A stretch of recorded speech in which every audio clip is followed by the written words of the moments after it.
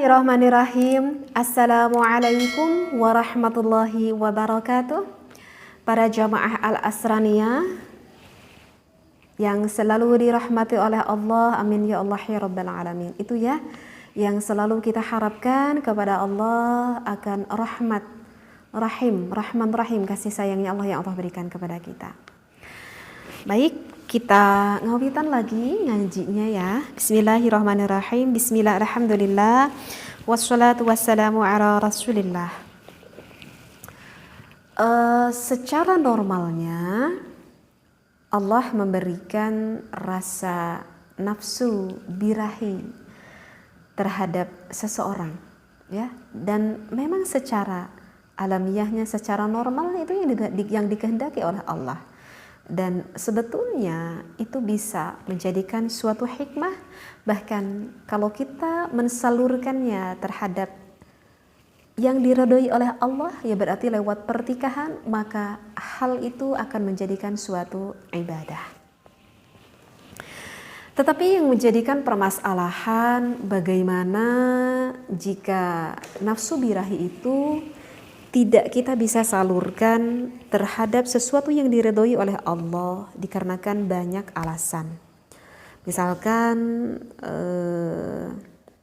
gimana ya?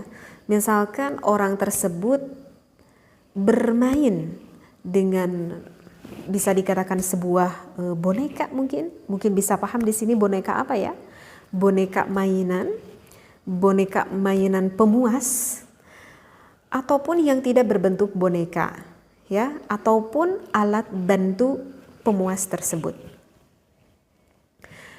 Nah, mungkin saja ini terjadi oleh kalangan pemuda ataupun pemudi yang sampai saat ini belum mendapatkan jodoh dan nafsu birahinya begitu tinggi, tetapi keimanan di dalam hatinya begitu lemah. Na'udzubillahi min dzalik.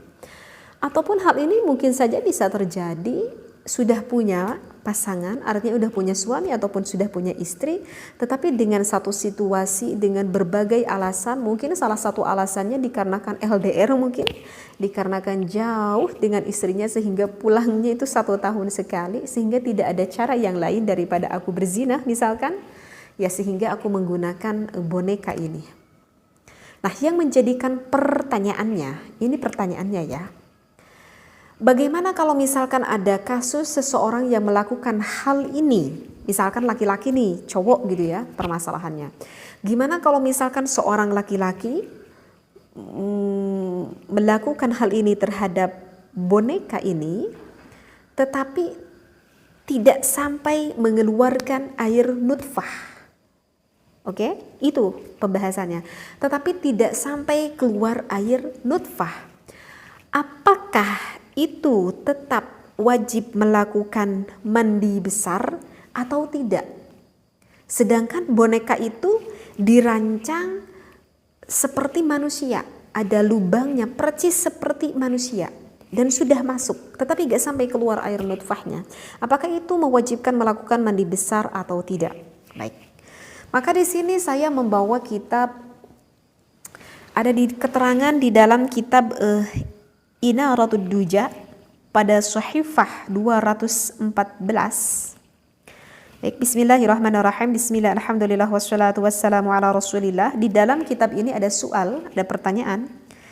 Istimna'ur rajuli fi surati allati yusawwiruha al-ifranju minal latasuki ala timthali imra'atin syabbatin yattakhiduha al-musafir biduni zaujatin liyuwaqi'uh. Aduh, ini tuh referensinya panjang banget ini kalau saya baca. 1, 2, 3, 4, 5, 6. Ini sampai 6 jajar. Kayaknya nggak aku baca aja deh ya. Karena ini referensinya ini panjang banget. Jadi mohon maaf banget ya. Tapi kalau misalkan pengen lihat keterangan kitabnya, ini ada di dalam kitab Inaratud Duja ya. Pada Shahifah ke-214. Mohon maaf saya nggak baca referensinya. Jadi kurang lebih begitulah pertanyaannya.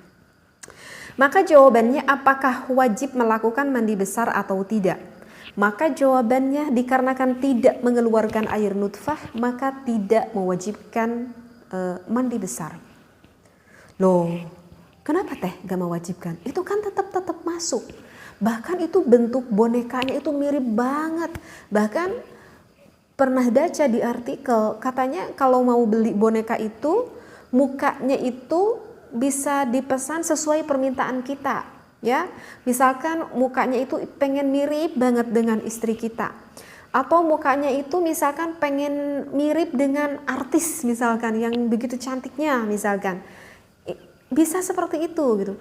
Bahkan boneka itu dibuat semirip mungkin seperti manusia, bahkan maaf ya, bahkan mempunyai lubang percis seperti manusia. Tapi kenapa ini kok tidak mewajibkan untuk melakukan mandi besar? Karena begini, karena kalau tidak salah tuh di dalam Majmu' Syarah Muhadzab karangan Imam Nawawi, tapi saya tidak ketalar itu referensinya, tetapi saya masih ingat banget di dalam kitab Majmu' Syarah Muhadzab bahwa yang mewajibkan memasukkan hasyafah ke dalam farji, yang dibahasakan farji itu adalah yang pertama, yang mewajibkan melakukan mandi besar. Misalkan nih laki-laki berarti memiliki hasyafah, dimasukkan ke dalam farji. Arti dari farji di sini adalah dimasukkannya baik terhadap seorang laki-laki, naudzubillah ya. Berarti kalau laki-laki ya dengan laki-laki lagi ya, naudzubillah, berarti ini haram.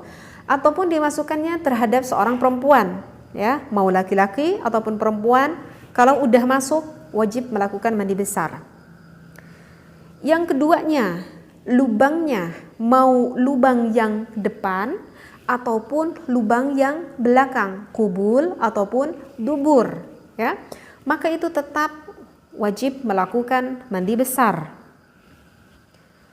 Yang ketiganya, dimasukkannya itu terhadap orang yang sudah dewasa, ataupun dilakukannya itu terhadap yang anak kecil, naudzubillah ya, kan suka ada ya penyimpangan penyakit itu yang suka gairah terhadap anak kecil ya, naudzubillah min dzalik.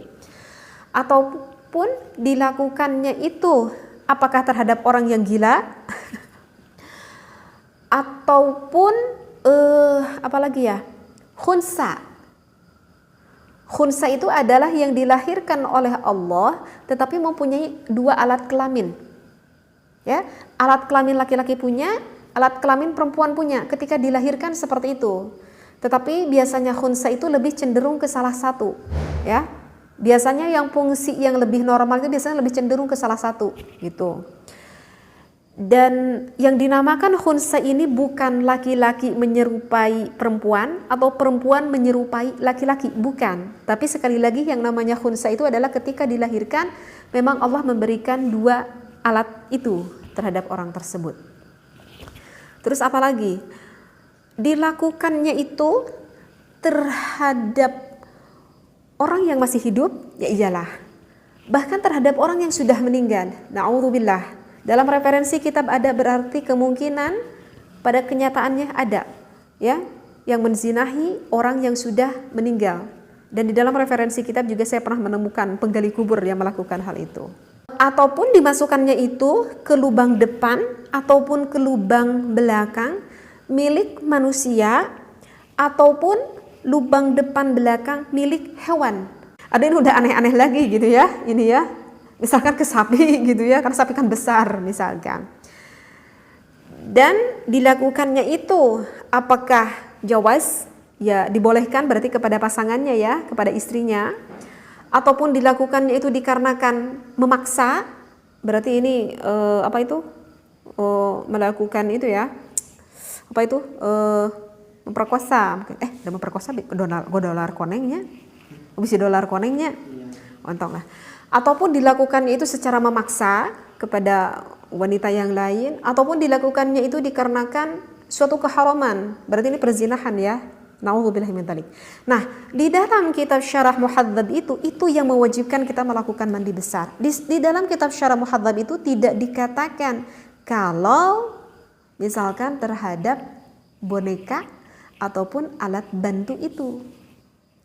Ini semua menunjukkan adalah khusus untuk hayawan, sedangkan boneka adalah benda mati.